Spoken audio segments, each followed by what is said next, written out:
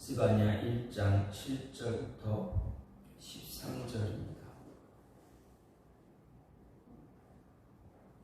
주 여호와 앞에서 잠잠할지어다. 이는 여호와의 날이 가까웠으므로 여호와께서 희생을 준비하고 그가 청할 자들을 구별하셨음이니라. 여호와의 희생의 날에 내가 방백들과 왕자들과 이방인의 옷을 입는 자들을 벌할 것이며 그 날에 문턱을 뛰어넘어서 포악과 거짓을 자기 주인의 집에 채운 자들을 내가 벌하리라. 나 여호와가 말하노라. 그 날에 어문에서는 부르짖는 소리가, 제2구역에서는 울음소리가, 작은 산들에서는 무너지는 소리가 일어나리라. 막데스 주민들아, 너희는 슬피 울라. 가나안 백성이 다 패망하고 은을 거래하는 자들이 끊어졌습니다. 그때 내가 예루살렘에서 찌꺼기같이 가라앉아서 마음속에 스스로 이르기를, 여호와께서는 복도 내리지 아니하시며 화도 내리지 아니하시리라 하는 자를 등불로 두루 찾아 벌하리니 그들의 재물이 누락되며 그들의 집이 황폐할 것이라. 그들이 집을 건축하나 거기에 살지 못하며 포도원을 갖거나 그 포도주를 마시지 못하리라. 아멘. 오늘 말씀 스바냐 1장 7절부터 13절 말씀입니다. 스바냐 1장은 심판은 남유다에 대한 심판에 관련한 예언을 다루고 있습니다. 두 차례에 걸친 예언입니다. 그 중에서 7절부터 8절이 임박한 여호와의 날에 심판에 대한 1차 경고고 2차 경고, 두 차례의 경고를 이야기합니다. 그 가운데서 오늘 말씀은 1차 경고에 해당합니다. 먼저 7절 말씀은 유다를 심판할 여호와의 날이 임박했다는 것, 그리고 그날에 심판당할 자와 심판에 참여할 자에 대한 선별, 구별이 이미 정해졌음을 희생제사에 비유해서 이야기하고 있습니다. 8절부터 13절은 여호와의 날 심판의 대상자를 구체적으로 말하고 있고 그날의 심판 집행의 그런 모습들을 경고해 줍니다. 여기서 여호와의 날에 심판받을 대상으로 지목되는 사람들 누구인가 보게 되면 방백들이고 왕자들이고 이방인의 옷을 입은 자들, 그리고 문턱을 뛰어넘어 포악과 거짓을 자기 주인의 집에 채운 자들이라 이야기합니다. 이들 가운데 방백과 왕자들, 이방인의 옷을 입은 자들, 이들은 다 유다의 귀족들입니다. 이들이 심판의 대상이 된 것은 힘없는 백성들을 억압하고 학대하고 착취하는 것은 물론 하나님의 백성으로 자신들을 거룩하게 구별하지 않고 이방의 악한 풍습을 쫓아 행했기 때문입니다. 여기서 이방인의 옷을 입었다라는 것은 이방의 악한 풍습에 무분별하게 빠져든 유다 귀족들의 부패한 모습들을 상징적으로 보여줍니다. 또 문턱을 뛰어넘어서 포악과 거짓을 자기 주인의 집에 채운 사람들을 이란 불의한 모습으로 자신들이 섬기는 그런 사람들의 탐욕을 채워주기 위해서 서민들에게 강제로 강압으로 수탈하고 일삼는 그런 권력의 앞잡이들이라 이렇게 이야기할 수 있습니다. 어쨌든 이들은 여호와의 날 심판 대상자들은 자신들의 악행에도 불구하고 하나님의 심판이 즉각적으로 임하지 않는 것을 보고 여호와께서는 복도 내리지 아니하시며 화도 내리지 않으신다라고 생각하면서 사실상 무신론자와 같은 그러한 삶을 살았습니다. 즉 그들은 하나님의 긍휼을 도리어 악행의 기회로 삼았다라는 이야기입니다. 그래서 오늘 말씀은 이들에 대한 하나님의 심판으로 인해서 그들의 거주지였던 예루살렘에서 애곡하는 일이 일어날 것과, 그리고 그들의 재물이 빼앗기게 되고 강탈되게 되고 그들의 땅과 집이 황폐하게 될 것이다 라고 경고하고 있습니다.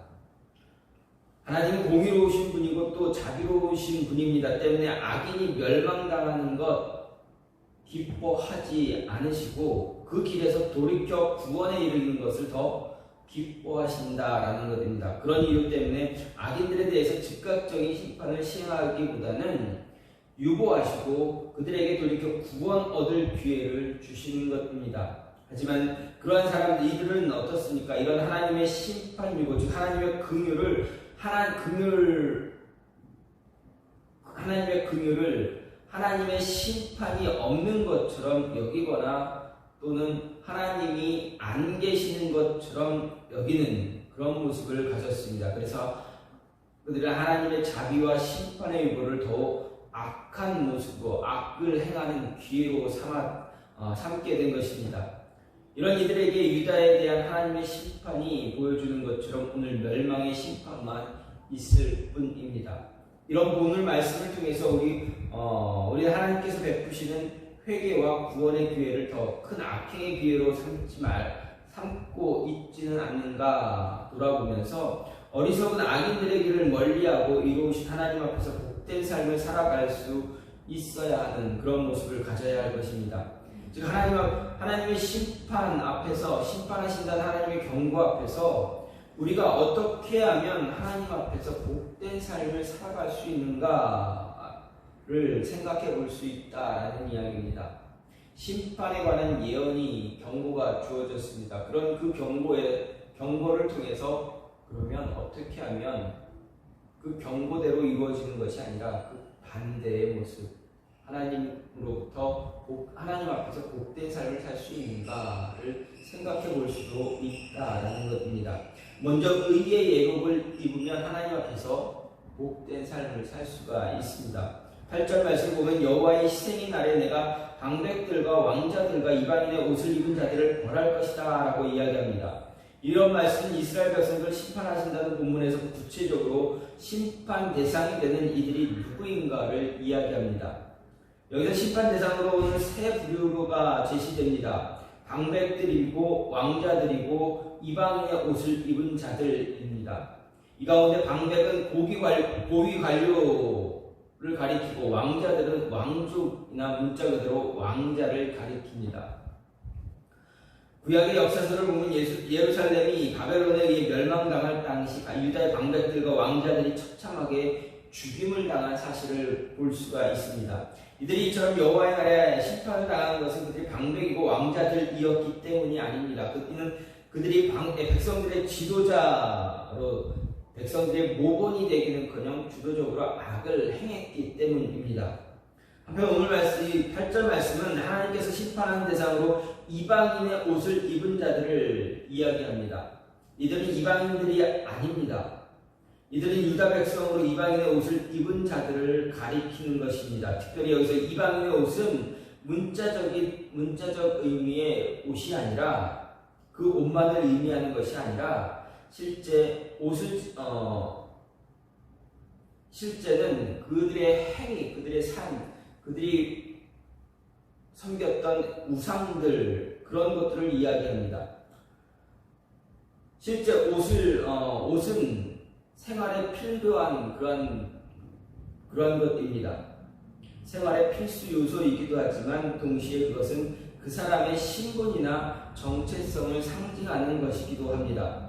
또 그 사람이 어떤 삶을 사는지 나타내주는 것이기도 합니다. 여기서 이방인의 옷은 단순히 이방인들이 입는 옷을 입고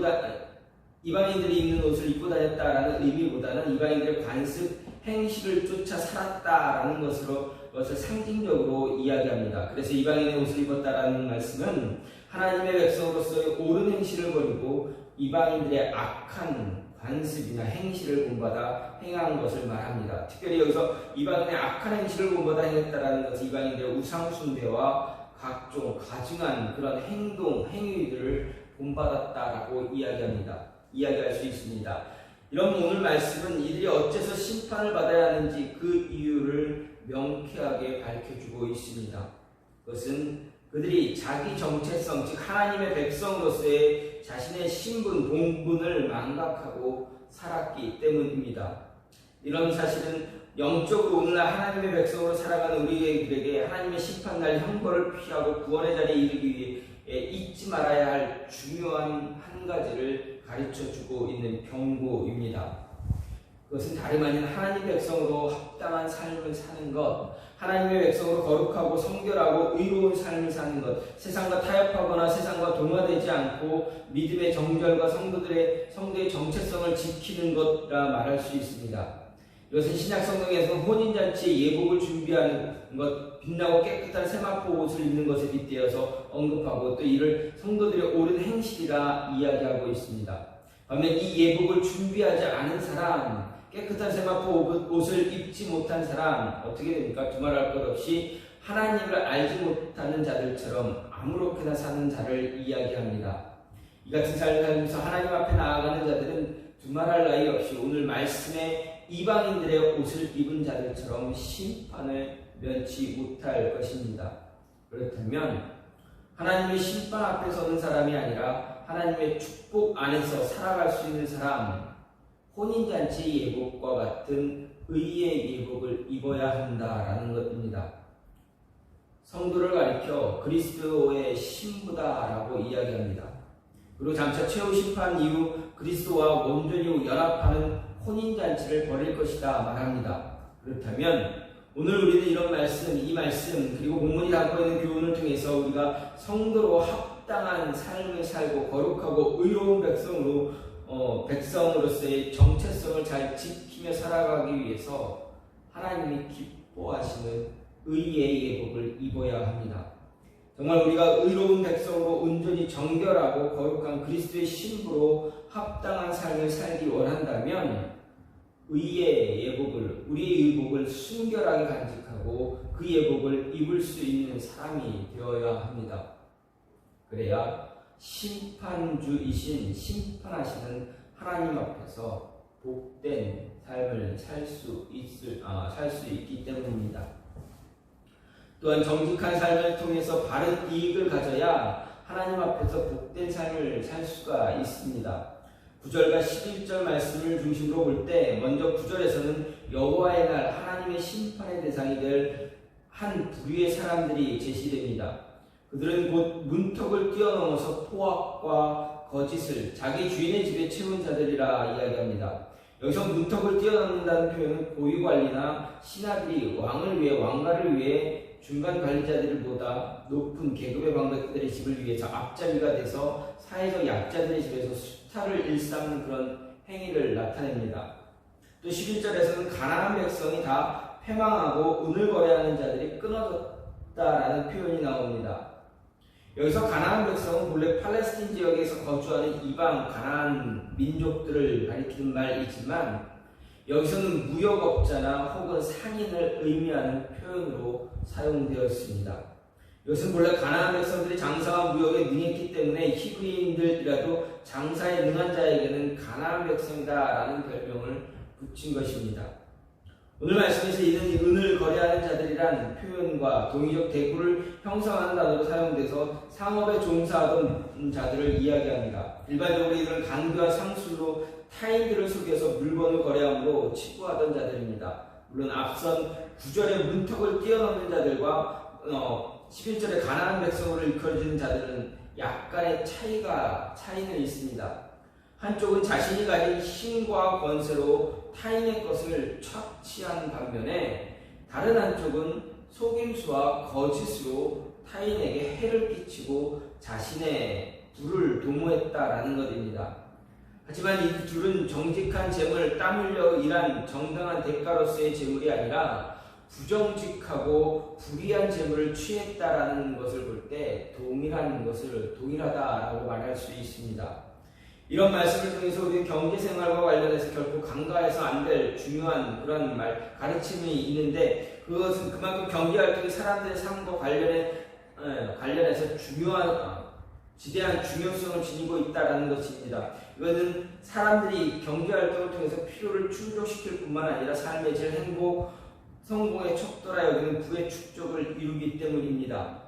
그런데 문제가 있습니다. 무엇입니까? 사람들이 부를 추구하고 부를 목적으로 삼는 것 때문에 정당하지 않은 재물을 얻으려 하고 또 그릇된 방법으로라도 충족시키고자 한 것 때문입니다. 그 결과 자신들의 권력을 근거로 자기보다 약한 자들을 압제하는 방식으로 또는 거짓과 속임수로 온갖 순수를 다 동원해서라도 불을 채우려고 한다라는 것입니다. 오늘 말씀에서 본문에서 언급된 유다 사람들의 태도가 바로 그렇다라는 이야기입니다.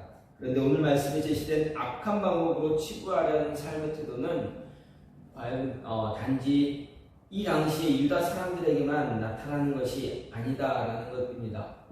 이런 모습은 과거나 지금이나 상관없이 대부분 많은 사람들이 살아가는 곳에서 모든 사람들이 살아가는 곳에서 어디서든지 벌어지는 그러한 악한, 추한 그런 삶의 한 단면입니다. 특별히 물질 만능주의, 백금주의적 사고가 더 강해지는 오늘의 관점에서 볼 때 이런 방식이라도 불을 추구하는 것을 당연한 것으로 여기려고 합니다. 하지만 기억할 것은, 우리가 기억해야 하는 것은 하나님께서는 이런 방식으로 재물을 추구하는 자들을 반드시 벌하신다라는 것입니다. 그냥 내버려 두지 않으시고 언젠간 그들을 벌하실 것이다 라는 말씀입니다. 또 이런 삶을 고집하는 자들을 땅에서 끊어버리신다 라는 이야기입니다. 오늘 말씀에서 제시된 과거 유다 사람들 가운데 불을 추구하되 자기 권력, 상수를 이용해서 그릇된 방법으로 불을 추구한 사람들, 그 사람들은 자신들의 삶에 유익을 끼칠 것이라 여겼습니다. 하지만 어떻습니까? 그렇지 않다라는 것을 말씀을 통해서, 성경을 통해서 알 수가 있습니다. 오늘날에도 과거 유다 사람들과 같이 오직 불을 위해 수단 방법을 가리지 않고 타인을 괴롭게 하고 속여서라도 그런 불의한 재물을 모으려고 하는 사람들이 참 많이 있는 것을 보게 됩니다. 하지만 이것은 세상에 속한 사람들, 하나님을 알지 못해 하나님 대신 탐욕과 물질을 신성시하는 어리석은 자들의 태도로 끝나야만 합니다. 만약 성도라는 이름을 가진 자들이 이러한 모습을 본받는다면 그것은 하나님을 재물보다 낮은, 재물 이하로 격하시키는 그런 추악한 그런 죄를 저지르는 것입니다. 그리고 결국 그 소유한 악한 재물, 속임의 재물로 인해서 하나님으로부터 성도가 아닌 가나안 백성이다라고 일컬음을 받게 될 것이고 필경 심판을 면치 못하게 될 것입니다. 따라서 진실한 하나님의 사람들, 그리스도인들, 성도라면 세상이 어떠할지라도 오직 정직한 점을, 의로운 땀의 결실만을 추구하는 그러한 삶을 살아야 합니다. 정직하게 일하고 정직하게 얻을 수 있는 유익함을, 이익을, 결실을 얻을 수 있는 그런 삶을 살 때 하나님 앞에서 축복된 삶을 살 수가 있게 됩니다. 마지막으로 영적 침체를 극복할 수 있는 변화를 찾아야 합니다. 12절 말씀 보면 여호와의 날에 하나님께서 예루살렘에서 찾아 심판할 자들에 대해서 그들은 찌꺼기같이 가라앉아서 마음속에 스스로 이르기를 여호와께서는 복도 내리지 아니하시며 화도 내리지 아니하시리라 이렇게 말하는 자들이라 말하고 있습니다. 여기서 찌꺼기같이 가라앉았다라는 이야기는 술을 담글 때 술 찌꺼기가 밑에 가라앉는 것을 염두에 둔 표현입니다. 이런 표현으로 또 영적으로 깊은 침체에 빠져서 하나님의 심판 경고에도 불구하고 그 성품과 행실에 있어서 아무런 변화도 없고 향락과 안일에 도취되어 있는 그러한 상태를 이야기합니다. 이런 그들의 본문과 같은 고백은 그들이 깊은 영적 침체에 빠져서 하나님 은혜에 대해서는 물론 장차 있게 될 심판에 대해서도 무관심했다라는 것을 보여주는 것입니다. 이렇게 하나님의 은혜는 물론 심판에 대해서조차도 무관심한 사람들, 아니 엄격하게 말하면 하나님의 은혜와 심판을 모두 부정하는 사람들, 그들의 삶에 과연 어떻겠는가 하는 것입니다. 이들은 하나님의 은혜를 기대하지 않았기 때문에 오직 자기 자신만 의지합니다. 또한 이들은 하나님의 심판을 두려워하지 않았기 때문에 자신의 유익을 위해서라면 어떤 악한 일도 서슴지 않습니다. 결국 이런 자들이 가득한 예루살렘이 각양의 죄가 풍만할 수밖에 없는 그런 모습이 되어집니다. 이런 사람들로 인해서 예루살렘에 온통 죄가 가득해졌다라는 것입니다. 그래서 그러한 사람들 때문에 그런 사람들을 하나님은 심판하실 것이다 라고 선언하셨습니다. 또 여기서 등불로 두루 찾는다라는 것은 찾고자 하는 대상을 하나도 놓치지 않겠다라는 것을 비유적으로 나타낸 것입니다. 특별히 예수님의 비유 가운데 한 드라크마에 관한 비유가 있습니다. 누가복음 15장을 보게 되면 잃어버린 한 드라크마 비유가 나오는데, 그 비유에서 한 여인은 10 드라크마를 갖고 있지만 그중 하나를 잃게 되자 어떻게 합니까? 등불을 켜고 집을 쓸며 찾도록 부지런히 찾았습니다. 그래서 결국 그 잃어버린 한 드라크마를 찾을 수 있었습니다. 이 비유는 하나님께서 잃어버린 자, 하나님께서 잃은 자, 곧 하나님께서 구원하기로 택하셨지만 마치 잃어버린 자와 같이 아직 구원의 자리에 이르지 못한 자를 반드시 찾아내서 구원하실 것이라는 그런 비유입니다. 하나님은 단 하나의 잃어버린 자도 그냥 이런 채로 방치해두지 않습니다. 반드시 찾아 구원하시는 분입니다. 마찬가지로 하나님은 오늘 말씀이 보여주는 것처럼 심판할 자에 대해서도 단 하나도 놓치지 않고 다 찾아서 반드시 심판하신다라는 이야기입니다. 하나님의 등불 앞에서 숨어 그 심판을 피할 수 있는 악인 아무도 없습니다. 역사적 기록에 의하면 타락한 이스라엘 백성들을 심판하신 도구로 사용된 바벨론 군대와 로마 군대는 예루살렘을 함락시킬 때 예루살렘의 구석구석을 뒤져서 숨은 모든 자를 찾아냈다라고 합니다. 이와 마찬가지로 이 세상 최후 심판날 하나님의 명을 받아 심판을 수행하는 자들도 단 한 명의 악인도 놓치지 않고 반드시 찾아 멸망에 이르게 하실 것입니다. 악을 행하고도 하나님의 심판을 피할 수 있을 것이라 생각하는 사람이 있다면 그것은 큰 오산입니다. 그는 하나님의 심판날이 닥쳤을 때 그 자신이 얼마나 어리석은 짓을 저지르는가 아주 실감하게 될 것입니다. 그들은 여호와께서는 복도 내리지 아니하시며 화도 내리지 아니하시리라는 자신들의 생각이 얼마나 무지하고 어리석었던 것인가를 깨닫게 될 것이고 땀을 치며 통곡하게 될 것입니다.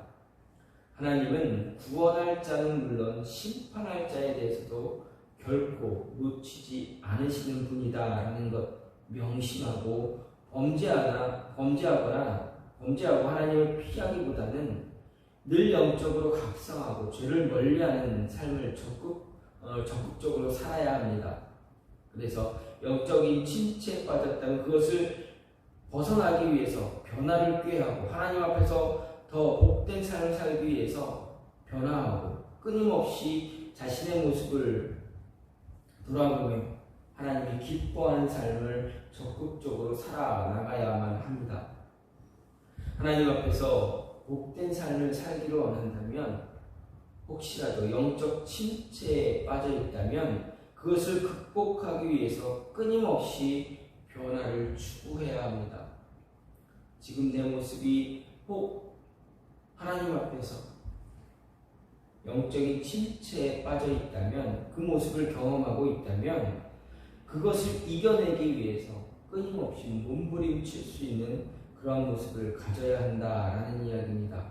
그래야 하나님 앞에서 하나님의 은혜를, 하나님의 축복을 받고 살아갈 수 있는 그러한 그리스도인 하나님의 자녀가 될 수 있는 것입니다. 오늘 말씀은 하나님께서 타락한 이스라엘 남유다의 왕족들, 귀족들, 심판받을 사람들을 향한 심판의 예언, 경고입니다.